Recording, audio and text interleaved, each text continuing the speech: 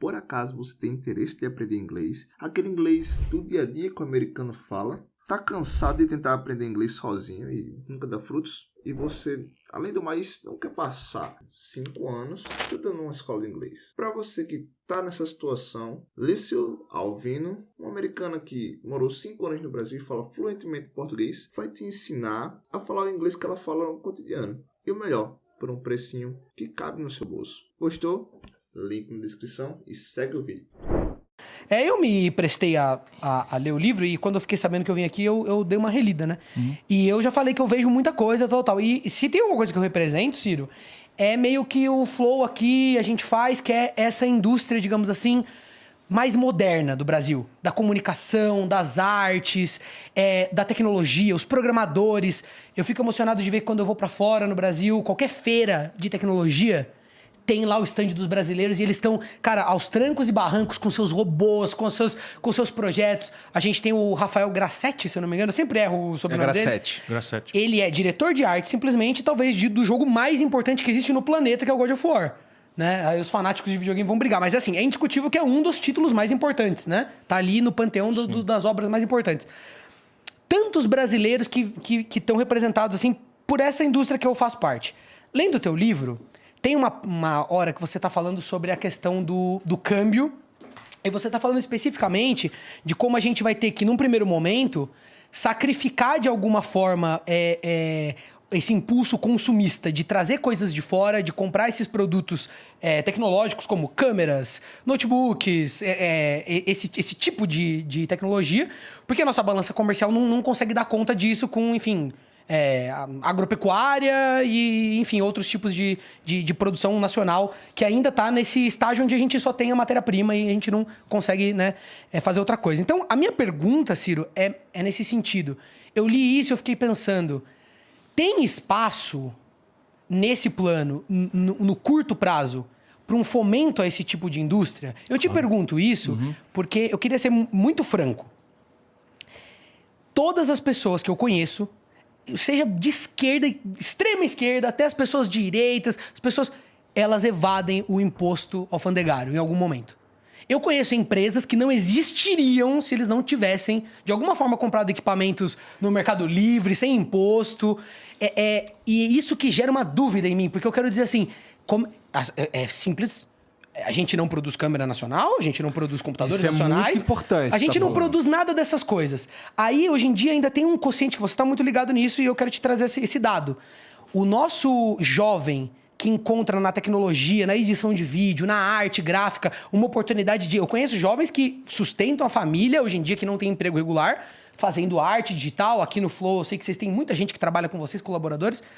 Como é que esse cara compete hoje em dia, comprando um computador com uma tributação altíssima, e depois ainda o câmbio, que não ajuda, com um cara que eu entro online hoje em dia num site de freelance internacional, e como é que ele compete com o editor americano, indiano, japonês, que paga quase nada de imposto, num câmbio super mais baixo, que tem todo o equipamento muito melhor que o nosso, e o cara com um computador, a Pandora... Essa mistura, para mim, ela é muito complexa de se entender e eu queria que você me explicasse se a gente vai ter que aguardar um pouco ou se dá pra gente caminhar. E quais são as medidas que a gente consegue encontrar para... Rolandinho, a primeira grande questão, de novo, para ser complexo... Desculpa, eu fiz uma pergunta gigante. Não, fez muito bem, mas é o centro da estratégia. Primeiro, a crença de que o mercado tem resposta para isso deve ser morta. Porque o mercado tem algumas distorções, do ponto de vista global, comparado com o Brasil. Coisa prática. Por exemplo, por que a China está fazendo o que está fazendo? Ela tem 3 características que nós não temos, por média, no empreendedorismo brasileiro e global. Primeira característica, financiamento dramaticamente barato. Olha, juro de novo. O dinheiro é barato, né, para conseguir, é isso? Mas muito. Traduzindo para as pessoas, se você quer emprestar alguma coisa... Você é o seguinte, na China hoje, você quer abrir uma fábrica de câmera, você toma dinheiro emprestado com 30 anos de prazo para resgatar, 5 de carência e juro de 5% ao ano. Percebe? Que delícia. Então, qualquer pessoa que quiser empreender, não vai empreender neste ponto de vista. Financiamento. Isto aqui é política que faz. É claro, mas ele tem razão. Tem razão, imagina. Está com a ideia de empreender e cadê? Segunda, a assimetria competitiva, que é o liberalismo. A brasileira descuida de estudar isso. Eu não sou tosco ideológico, eu vivo antenado nas coisas do mundo. Então, segunda característica, escala. Escala é o quê? Invariavelmente, um produto ou serviço prestado em gigantesca quantidade, o preço final por unidade dele é mais barato do que custa produzir a mesma coisa, ou um similar, em pequena quantidade. Claro. E você consegue a matéria-prima mais barato também, porque você negocia Você muito... ganha escala de reduz os custos e reduz a lucratividade, a fração de centavo e tal. Mas vende muito e No Brasil, 7 em cada 10 empregos vem de pequena empresa, que por definição trabalha em pequena escala. Então nós estamos estrangulados no juro, estrangulado na escala e terceiro, chave de inteligência da tua resposta. Tecnologia. Então, o último estágio da arte será o que vai sobreviver. Todos os estágios antecedentes ao último estágio da arte, setor a setor, morrerá ontem ou anteontem. Não será amanhã, vai morrer hoje, no mais tardar. Porque todos estaremos informados do último estágio da arte em matéria tecnológica, né? Então, essas 3 características não são alcançáveis via espontaneísmo individualista do mercado. Perfeito. Nós precisamos resolver o problema, então, que o Brasil precisa ter um projeto nacional... Rapidinho, só para deixar claro, o que você está dizendo é... Sozinho... A tecnologia, a parte da tecnologia que vai sobreviver é a tecnologia de ponta. de última geração. De ponta. O resto vai morrer O resto anteontem. tende a desaparecer. 100%. Por isso que a gente não sobra compra, por exemplo, um celular velho. Né? Por isso que ninguém usa mais máquina de escrever. É com essa característica. Pode acontecer um vintage no vinil, pode acontecer um vintage na Polaroid. Percebe? Mas, sob o ponto de vista do mass consumption, quer dizer, consumo de massa, terá as características de sofisticação tecnológica de ponta, mega escala e financiamento dramaticamente barato na origem. Até na arte, na internet, que é isso que eu tô querendo dizer para traduzir. 100%. O Cinema. o cinema é distribuição. Tá certo? Você pode ter uma puta peça. Eu vi um filme indiano, eu gosto de ver filmes iranianos, indianos, coreanos. A Coreia tá bombando nisso e é um bom exemplo para nós brasileiros. Então, Ciro, até o YouTube, veja bem, youtubers americanos, olha que fenômeno interessante. Eles estão dublando agora o conteúdo deles e transmitindo assim. Lógico. É isso que eu quero entender de você. sim, Como é que a mas gente a primeira compete com esses premissa caras? a primeira premissa é saber o seguinte: se isso é para ser resolvido no espontaneísmo individualista do... Não acredito nisso. Não aconteceu jamais na história da humanidade, mas isso é o prevalente no Brasil ideologicamente. Certo. Então, nós precisamos trazer de volta a ideia de coordenação estratégica e construir a superação dessas assimetrias competitivas com política industrial de comércio exterior. Então, qual é a lógica? Eu, de propósito, eu proponho aqui que a gente comece pela lei do menor esforço. Então, qual é a ideia? O Brasil não terá uma indústria de celulares tão cedo. O que é que nós podemos fazer? Nós podemos começar a estressar a indústria de celular que nós consumimos para que ela nacionalize ao máximo sua produção aqui dentro. Então, o chip não vai vir da Costa Rica, não vai ser aqui, porém, a casquinha de plástico pode ser feita aqui. Como? Eu crio uma dinâmica de estímulos, financiamento e tal, e de desestímulos, em que eu vou determinar que a conta daquela Nokia de Manaus, que tem uma renúncia fiscal imensa, seja zerada pela verticalização da produção no Brasil e por uma cota de exportação. E eu vou ajudar a fazer. Não vou constranger, mas vou também punir, aspas, economicamente, quem não fizer tão bem essa coisa de... A ideia é alcançar o equilíbrio nas contas e o superávit. Então, qual é a lei do menor esforço? É exatamente aquela onde o Brasil já tem escala potencial dada pelo mercado doméstico, o mercado interno brasileiro, que é um patrimônio extraordinário. É aquela onde o Brasil tem alguma maturidade tecnológica em que a gente alcança por um certo fast track o estado da arte, de qualquer lugar que a gente escolha. E terceiro, né, aquela escala. E terceiro, aonde o Brasil possa manipular mecanismos de financiamento não creditício enquanto a gente resolve o problema do juro no Brasil, que não vai ser resolvido no estalo.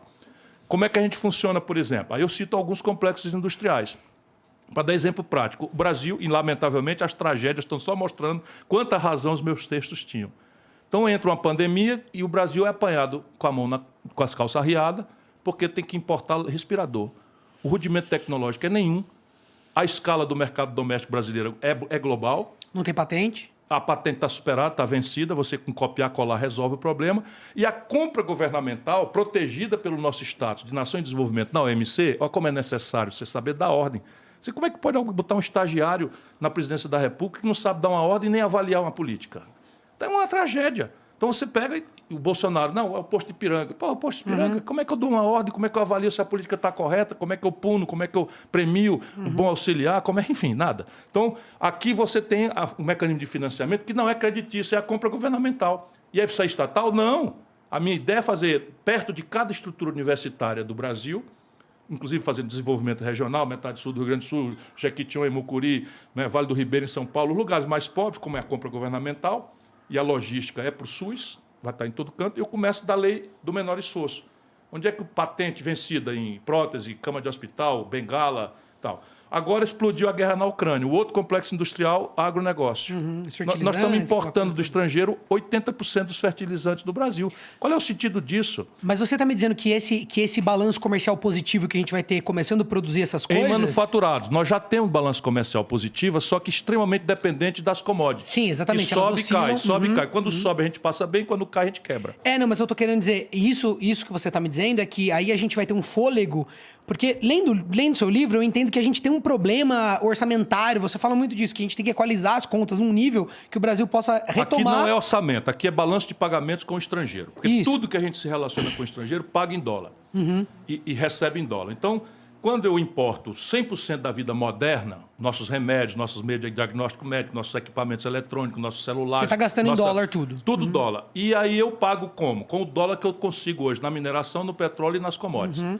Isso vai para preço lá em cima, a gente passa bem. Isso desce, é o que explica, por exemplo, o Lula e o PT estavam vendendo 1 tonelada de minério de ferro por $130, quando o Lula estava bombando. Quando a Dilma caiu, a mesma turma estava vendendo por $38. A gente estava vendendo... Aí o oba-oba já era. Aí pronto, acabou o financiamento. Então o que eu preciso é estabilizar essa conta lá fora. Então, na prática, é política industrial e de comércio exterior. Você faz uma espécie de anexo, eu fiz isso muito detalhadamente, com o Mercosul. Então, você faz assim uma lista mesmo. Uma lista. E a ideia é que aonde a gente não tem similar nacional, a gente zera a importação, zera imposto de importação. A gente zera? Claro. Porque o que acontece é o seguinte, veja bem, isso que você está falando Claro, de... tem sentido. Agora é o seguinte, eu vou entrar numa dinâmica de gerar games, de produzir games, conteúdo. Não é hardware. Agora, produzir o conteúdo, então, sim. software. Então, no software, eu tenho que achar, junto com o setor, qual é uma transição em que eu protejo o conteúdo nacional brasileiro com alguns mecanismos. Alguns deles são tributação de comércio exterior. Como, por exemplo, a Argentina, o desabastecimento fez aumentar o preço de alimento. Está todo mundo sofrendo com o aumento de alimento no mundo. A diferença é que nós temos alimentos sobrando. Percebe? E eles aumentam a taxa de juros, que não tem efeito nenhum nisso. Mas uma política nacional de abastecimento e preço, que tínhamos e não temos mais, destruíram. E não foi o Bolsonaro agravou. O Lula já vinha fazendo isso, é o neoliberalismo.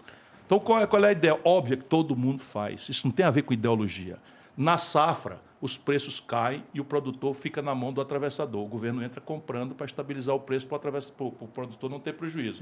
Guarda, estoca, e na entre-safra, na seca, numa crise de comércio exterior, o governo dissolve o estoque e garante que um preço seja acessível para o consumidor. Parece razoável. Isso é a ferramenta de coordenação que todo governo moderno faz no mundo e que nós perdemos a capacidade de fazer.